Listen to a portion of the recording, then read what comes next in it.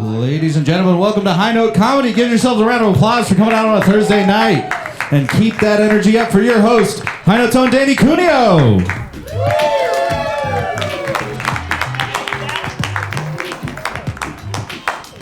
Microphone's over here. Thought it was in the stand. It's not. Hello! Keep it going! First one of the year, High Note Comedy. If you've never come before, twice a month. Oh yeah, and we got production value. Look at us. It's not just for magic, it's for stand-up, which is a certain sort of magic when you think about it. You guys doing okay? Hanging in there? January, Happy New Year. Is everyone okay? I know it was a tough month. The Chargers and Rams lost in the playoffs. That hit us really hard.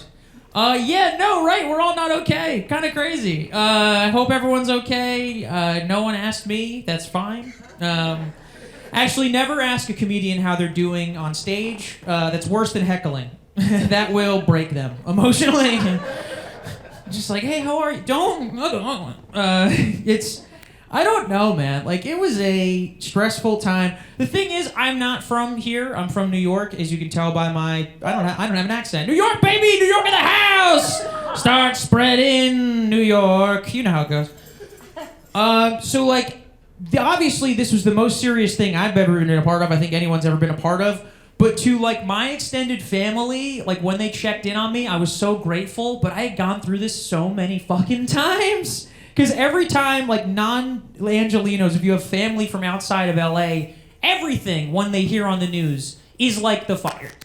I've gotten several texts just from my Uncle Bobby, who's like, hey, Danny boy, what's going on? Heard about a 2.2 earthquake in Carlsbad? Are you guys safe? I got a cousin in Maine. Yeah, absolutely. No, totally. It's awesome. It was a weird time. I don't know how I handled it. I think I handled it okay. I felt misinformed. I think we all did a little bit. I think we all felt a little bit misinformed. I definitely never felt less like an Angelino watching the news. Every time they updated an evacuation zone, they were like, so if you're by the 10, near the 5 in Mandeville Canyon, also my Sepulveda in Olympic, you should pack up your stuff. And I was like, is that here? Is that in Los Angeles? No fucking way. When did the freeway start being numbers? There's no way. I felt lost and confused, and I was fine. But I did need Dora the Explorer as a news anchor. I just needed do you see the fire? I was like, yeah, Dora, it's right there. It's right there. Look at it. You run away. If you're in this pink area, run. Swiper, no boiling water unless you're 5 miles from Altadena. Oh man. Swiper's obsessed with boiling water. That's his new thing now. Yeah. I still check the Watch Duty app every day. Anyone else? I am still doing it. Like a dying Tamagotchi. I'm just is it just pooping? Okay, it's just pooping. And so now I know that there's fires everywhere. There were 2 fires today in Oklahoma. And 1 in Utah. I just checked that, and I'm like, okay, cool, time for bed. And then I go to sleep. I thought my year was going to be so fucking cool. The first week of the year, I had the best celebrity encounter you could possibly have. I ran into Harrison Ford. That's the appropriate response. That is it. You know it's a good one because everyone responded to me like I was Charlie Bucket and I just got the golden ticket. They were just like, bully for you. Oh my goodness. Does he smell like cinnamon? Did he do a backflip? Harrison Ford, he is the Willy Wonka of celebrities. We're not sure if he's real. He's very mysterious. He has a private projectile that he can fly anywhere he wants when he's in trouble. We all remember. But it was startling. It was just outside of a coffee shop in Brentwood, and it was just the worst way to do it. He was just standing there, and I walked by, and I looked at him, and first of all, he's 83 years old. Still the sexiest man alive. Unbelievable. Knowing that Joe Biden's 83 and Harrison Ford is 80, that's crazy. It's not all the same. But he looked like an 83-year-old, as in he was standing outside of this coffee shop in you know how old people sometimes will just sort of stand there and you're just are you do you know where you're supposed to be right now? I'm not going to ask that to Harrison Ford. And he was fine.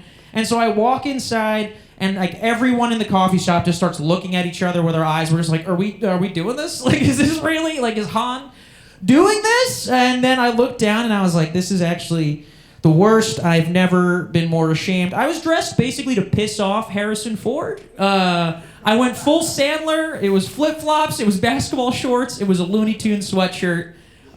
He did look at me like, and he did seem pissed off. Like, he looked at my fit and regretted that men can't be drafted anymore.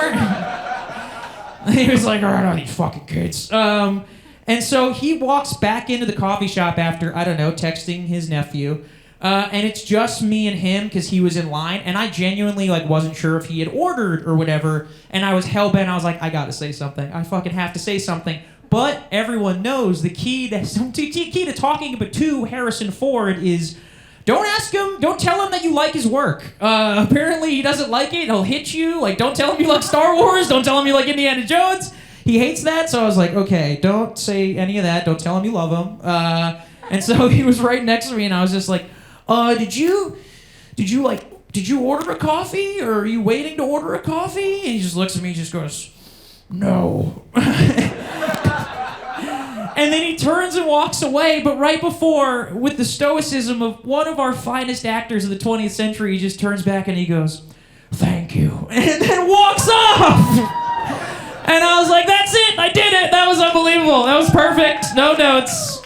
Called my immediate family. Mom didn't pick up after 5 calls. Dad didn't pick up after 7. So if it was an emergency, which it was, I would have been dead. My sister picked up and she's like, is that the guy from Shrinking? And I threw my phone into the ocean. Guys, we have to start the show because I cannot wait to. These comics are awesome. Are you guys excited? We got a great fucking show. I'm so excited.